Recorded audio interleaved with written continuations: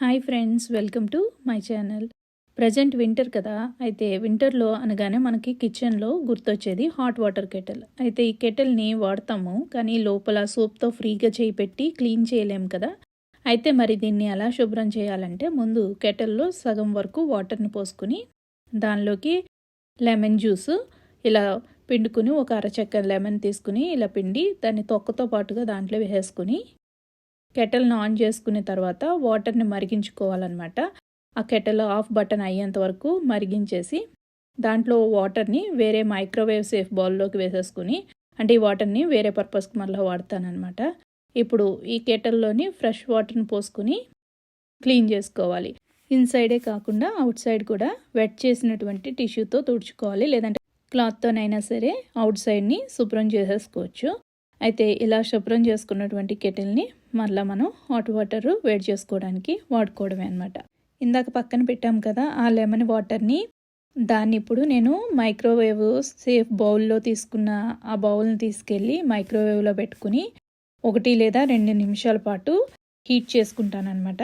ఇలా హీట్ చేయడం వల్ల దాంట్లో ఫుల్ ఆవిరి పడుతుంది. అప్పుడు ఒక 5 నిమిషాలు అలా వదిలేసి ఆ తర్వాత క్లాత్ తీసుకుని లోపల మొత్తం ఫుడ్ రెసిడ్యూస్, అంటే మనం వేడి చేసినప్పుడు చిందుతాయి కదా, ఆ ఫుడ్ ఏమన్నా ఉన్నట్టయితే అవన్నీ ఒకసారి తుడిచేసుకుని ఆ తర్వాత సోపు స్క్రబ్తోని కొంచెము ఎక్కడైనా గట్టిగా పట్టేసి ఉంటే దాన్ని కొంచెం అలాగా క్లీన్ చేసేసుకున్న తర్వాత క్లీనింగ్ క్లాత్తోని శుభ్రంగా తుడుచుకుంటే మైక్రోవేవ్ అనేది క్లీన్ అయిపోతుందన్నమాట.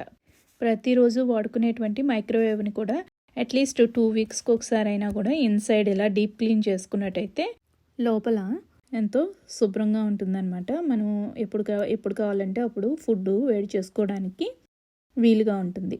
చూసారు కదా ఈ వీడియోలోని 2 క్లీనింగ్ టిప్స్ అనమాట. కెటిల్ని అలాగే మైక్రోవేవ్ని ఎలా క్లీన్ చేసుకుంటాను, నేనైతే ఇలా క్లీన్ చేసుకుంటానమాట. అలాగే ఈరోజు ఎంతో ఈజీ ఎగ్ రెసిపీ అంటే ఇదేమో పెద్ద వంటేమీ కాదు. యాక్చువల్గా ఉల్లిపాయల్ని ఇలా ఆయిల్ వేసుకుని వేయించేసుకున్న తర్వాత జస్ట్ ఉప్పు, కారం, పసుపు మన టేస్ట్కి తగినట్టు వేసేసుకోవడమే అనమాట.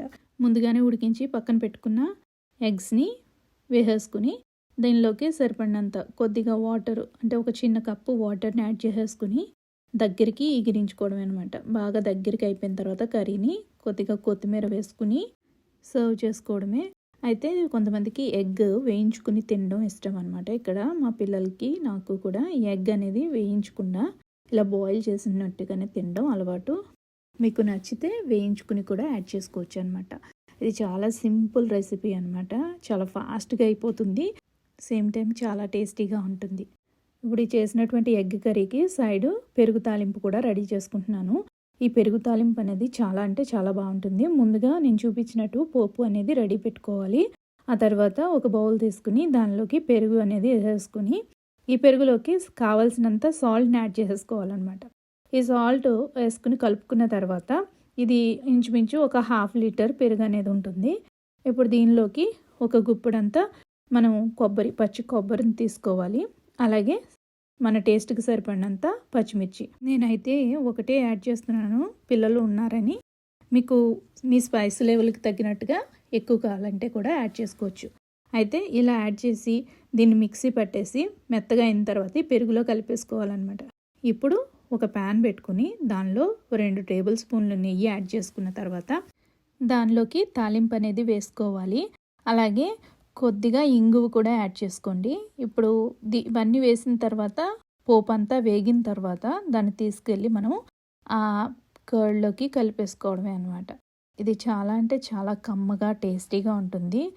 ఇది రైస్లోకైనా తినొచ్చు, లేదంటే పరాటాలతోని, లేదంటే మనం వెజిటేబుల్ రైస్ పులావుల్లోకి ఏదైనా దాంట్లోకి కూడా మనం సైడ్ కింద తీసుకోవచ్చు అనమాట.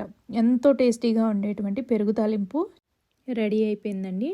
ఈ వీడియో కనుక నచ్చినట్లయితే, అలాగే మీరు ఫస్ట్ టైం కనుక నా వీడియోస్ని కనుక చూస్తున్నట్టయితే తప్పకుండా నా ఛానల్ని సబ్స్క్రైబ్, లైక్, అలాగే కమెంట్ చేయండి. Thank you.